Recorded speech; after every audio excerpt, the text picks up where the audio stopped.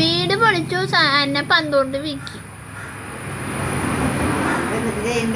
എന്ത് ചെയ്യും? പിന്നെ അമ്മാമ്മേനെ തല്ലി 3 എണ്ണം പറയാണ്ട് ഇപ്പൊ.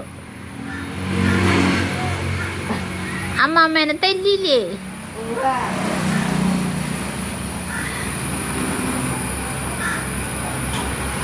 പോണ്ടടാ, ഇത്തിരി കഴിഞ്ഞിട്ട് പോവാൻ വാ, വർത്താനം പറയാം വാ. കുളിച്ചിട്ടില്ലേ? കുഞ്ഞു പെണ്ണ് വരുമോ? വർത്താനം പറയാം, വർത്താനം പറയാം.